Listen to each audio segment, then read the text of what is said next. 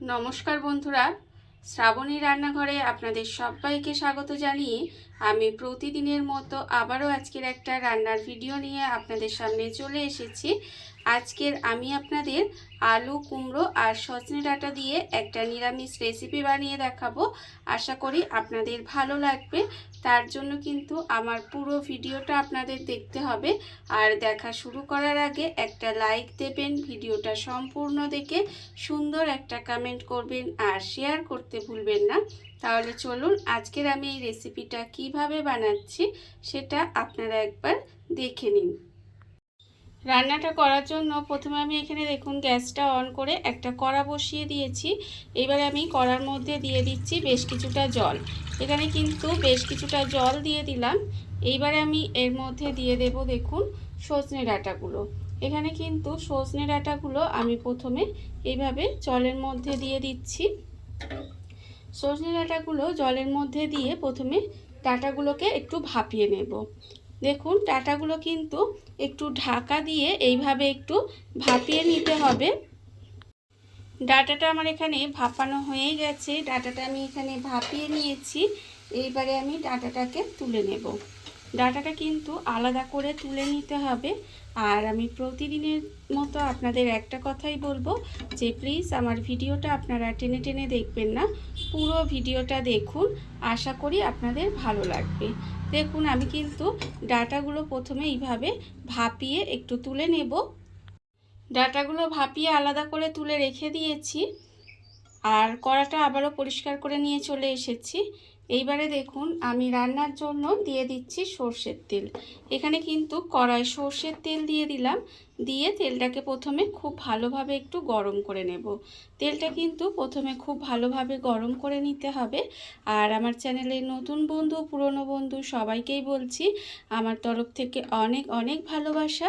নতুন বন্ধুদের বলবো যদি আমার চ্যানেলটা সাবস্ক্রাইব করেন তাহলে পাশে থাকা বেল বাটনটা অবশ্যই প্রেস করে দেবেন, যাতে আমি যখনই কোনো নিত্য নতুন ভিডিও আপলোড করব সবার প্রথমে আপনাদের কাছে নোটিফিকেশান চলে যাবে এবং আপনারা আপনাদের সময় মতো ভিডিওটা দেখে নিতে পারবেন। আর পুরনো বন্ধুদের বলবো যে এইভাবে আমার পাশে থাকার জন্য, আমাকে এগিয়ে যেতে সাহায্য করার জন্য আপনাদের অসংখ্য অসংখ্য ধন্যবাদ। দেখুন আমার কথা বলতে বলতে কিন্তু এখানে তেলটা গরম হয়ে গেছে। আর আমি এখানে দিয়ে দিয়েছি একটা তেজপাতা আর দিয়েছি এখানে শুকনো লঙ্কা। এখানে কিন্তু তেজপাতা আর শুকনো লঙ্কাটা একটু ভেজে নিতে হবে। যখন এটা ভাজা হয়ে যাবে তখন কিন্তু আমি এখানে দিয়ে দেব অল্প সামান্য একটু গোটা জিরে ফোড়ন। গোটা জিরেটা দিয়েও কিন্তু এটাকে একটু নেড়েচেড়ে ভেজে নিতে হবে।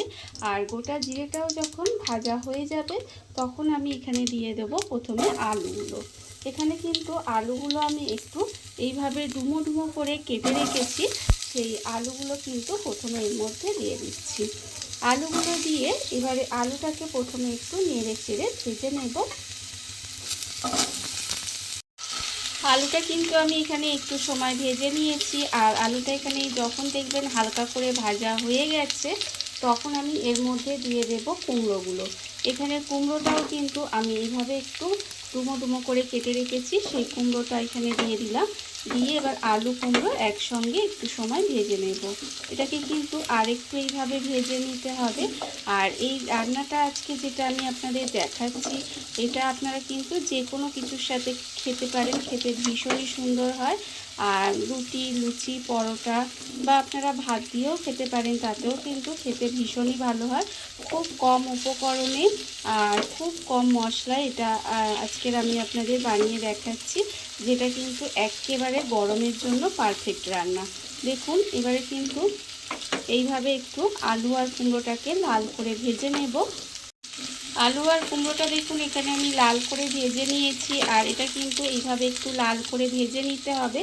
যখন ভাজা হয়ে যাবে তখন আমি এর মধ্যে দিয়ে দেব যে ডাঁটাগুলো আমি আগে থেকে একটু ভাপিয়ে রেখেছিলাম, সেই ভাপানো ডাঁটাগুলো কিন্তু এবার এর মধ্যে দিয়ে দিচ্ছি। ভাপানো ডাঁটাগুলো দিয়ে এবারে সমস্ত সবজিটা কিন্তু আরও 1 মিনিট মতো ভেজে নেব। এটা কিন্তু আরও 1 মিনিট মতো এইভাবে একটু ভেজে নিতে হবে। সমস্ত সবজিগুলো কিন্তু আমি এখানে আরও 1 মিনিট মতো একটু ভেজে নিয়েছি। আর এই সবজিটা কিন্তু একটু ভালো করে ভেজে নিতে হবে, তবেই খেতে কিন্তু ভালো লাগবে। এটা ভাজা হয়ে গেছে। এবারে আমি এর মধ্যে দিয়ে দিচ্ছি দেখুন টমেটো। এখানে কিন্তু একটা মাঝারি সাইজের টমেটো এইভাবে একটু টুকরো করে রেখেছিলাম, সেই টমেটোটা এর মধ্যে দিয়ে দিচ্ছি। আর আমি এবার দিচ্ছি দেখুন এখানে আদা বাটা। এখানে কিন্তু 1 চামচ মতো আদা বাটা আমি বেটে রেখেছিলাম আদা, সেটা দিয়ে দিলাম। দিয়ে এবার সমস্ত কিছু কিন্তু একটু এইভাবে কষিয়ে নেব, যাতে যে একটা কাঁচা গন্ধ থাকে সেটা চলে যায়। তবে খুব বেশি সময় কষাবেন না, তাহলে কিন্তু রান্নাটা তেতো হয়ে যেতে পারে। জাস্ট একটু এইভাবে কাঁচা গন্ধটা চলে যাওয়া পর্যন্ত একটু নেড়ে চেড়ে কষিয়ে নিতে হবে। আদাটা দিয়ে আমি একটু সময় কষিয়ে নিয়েছি। এর ফলে দেখুন এর কিন্তু কাঁচা গন্ধটা চলে গেছে। এইবারে আমি এর মধ্যে দিয়ে দিচ্ছি গুঁড়ো মশলা।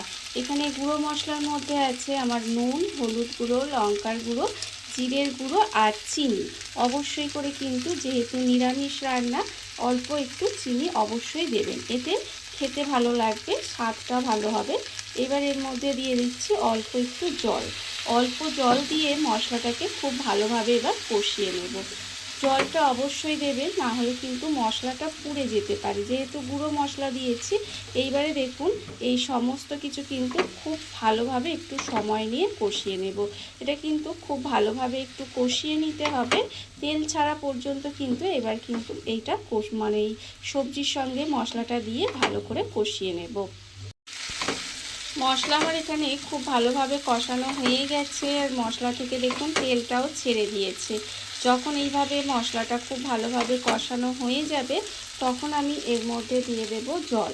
এখানে কিন্তু আমি অল্প পরিমাণে জল দেব, খুব বেশি জল কিন্তু দেব না। সবজিটা একটু সেদ্ধ হওয়ার মতো অল্প পরিমাণে এখানে জল দিয়ে দিলাম। জলটা দিয়ে এবার এটাকে ঢাকা দিয়ে, এই যে সবজিটা ভাজাই আছে তাও আমি গ্যাসটাকে একেবারে লোতে দিয়ে দেব। দিয়ে এইভাবে একটু ঢাকা দিয়ে রান্না হতে দেব। তাহলে দেখবেন সবজি ডাঁটা, এখানে ডাঁটাটা তো একটু ভাপানোই আছে, তারপরে একটু ভেজেছিলাম। এখানে কিন্তু এইভাবে অল্প জল দিয়ে ঢাকা দিয়ে কিছুক্ষণ এটা রান্না হতে দেব। গ্যাসটাকে লোতে দিয়ে এইভাবে ঢাকা দিয়ে বেশ কিছুক্ষণ রান্না হতে দিয়েছিলাম। এর ফলে আমি আপনাদের দেখাচ্ছি দেখুন এখানে কিন্তু সমস্ত সবজিগুলো আমার সেদ্ধ হয়ে গেছে। দেখে তো বুঝতেই পাচ্ছেন কুমড়ো সেদ্ধ হয়ে গেছে, আর এখানে কিন্তু আলুও সেদ্ধ হয়ে গেছে। দেখতে পাচ্ছেন আলু কিন্তু এখানে সেদ্ধ হয়ে গেছে। এইবারে দেখুন এটা কিন্তু এরকম একটু মাখো মাখোই খেতে ভালো লাগে। রান্না আমার একেবারে রেডি হয়ে গেছে। রান্না কিন্তু আমার একেবারে রেডি। এবারে আমি গ্যাসটাকে অফ করে দেব। অফ করে কিছুক্ষণ ঢাকা দিয়ে রেখে দেব। তারপরে আপনাদের পরিবেশন করে দেখাবো ঠিক কেমন হলো। খেতে ভীষণই সুন্দর হয়। দেখুন এইভাবে ঢাকা দিয়ে রেখে দিলাম, তারপরে কিছুক্ষণ পরে আপনাদের পরিবেশন করে দেখাবো ঠিক কেমন হলো। দেখুন বন্ধুরা, বাড়িতে থাকা কত অল্প উপকরণে, কত অল্প সময়, কত সুন্দর একটা কুমড়ো আলু সজনে ডাঁটার রেসিপি তৈরি হয়ে গেছে, আপনারা দেখতেই পেলেন। আর এটা কিন্তু খেতে ভীষণ সুন্দর হয়। এইভাবে আপনারাও কিন্তু যে কোনো একদিন বাড়িতে বানিয়ে দেখতে পারেন। আর এই ভিডিওটা যদি আপনাদের ভালো লেগে থাকে, আপনারা আমার চ্যানেলটা সাবস্ক্রাইব করে এইভাবে আমার পাশে থেকে যেতে পারেন। তাহলে চলুন আজকের ভিডিওটা এই পর্যন্তই। নমস্কার।